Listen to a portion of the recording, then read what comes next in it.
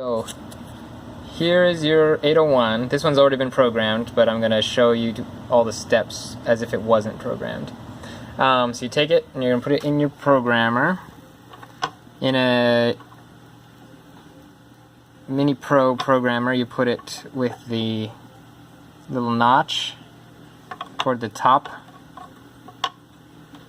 of your programmer. Okay, make sure it's fit in there, and you push the latch down so that it's secured. Then you open up your Mini Pro software and you make sure that you have this selected as M27C801.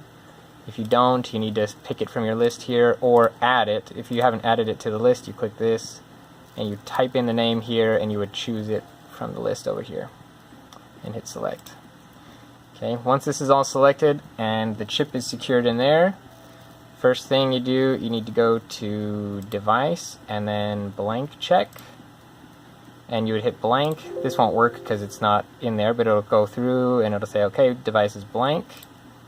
Next you need to open your file that you want to burn to it. So we're going to put Zelda on this. Okay, so we're going to go just through all the files here to where I have them. I have these all in a Google Drive folder.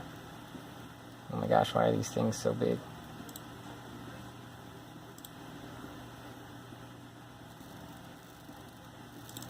Alright.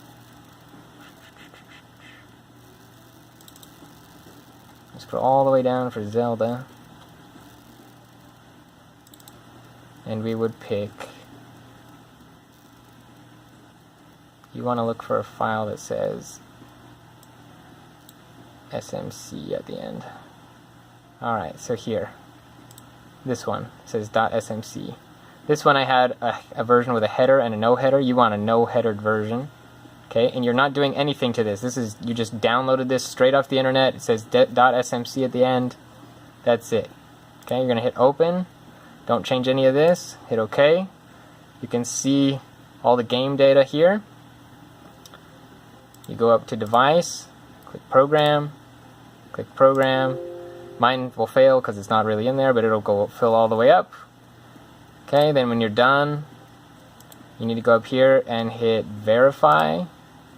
And hit verify, and it'll go through and check. If there's no errors at this point, then you're good. Your chip is programmed. Pop this out. Okay, these are the new boards. This will have a couple more pieces. These are extra for the lights and a couple extra capacitors, but you don't have to have them for it to work. But you take your chip and make sure that the notch right there is pointing towards the right side of the board. Okay, like this. This has a socket. I recommend you get a socket on one as your tester. This way I don't have to solder the chip to make sure everything is working right. And you can see there's two sets of holes here. There's a bottom set and a top set. So this one is for low ROM games.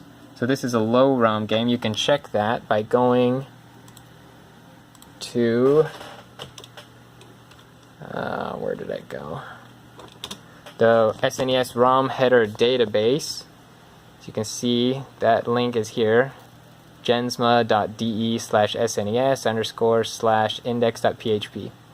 Okay, this will give you all the types and sizes of the games. So we can type in Zelda here and search, and now we've got all the Zelda information. So we're going to scroll down and find The Legend of Zelda, A Link to the Past. We want the one with a U for United States and with the exclamation point. That's the normal unchanged version. Okay, so if you look straight across, you can see this is a low ROM game. It needs 64 kilobytes of RAM, so you can tell that this game needs a special board and a battery to save the games. But it's 8 megabits in size, which is the same size as a 801. So this board, if I use it on here, the game will work, Zelda will work, but it won't be able to save its game, which is fine. We just want to check and make sure everything's working. So we're going to take this and put it in the socket. Let me see here. These you just press in there. Okay. There you go, just like that. And then I'm going to come over to the Nintendo. We'll turn that on. when you put these in, so this is the problem with this current batch. I had to run this wire. But with these, you make sure that the memory chip is always facing towards the back of the Nintendo. I'm just going to stick this in here with no case or anything. Be very careful. I have to make sure I don't shove it in there too far because I got a solder blob on there. Let's see. This is really hard to do with one hand. Hold on.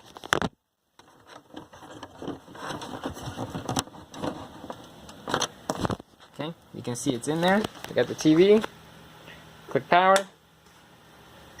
And you see that it runs. That's it. You just program the chip and pop it in there. And then it's good to go. So that's how these ones will be newer and easier. You don't have to use Wasabi. You don't have to do anything to them. You just download them, hit burn, pop it in the chip. Everything, all the pieces that you need on there are already programmed. You don't have to put a lockout chip or anything. It's all good to go. So that's it.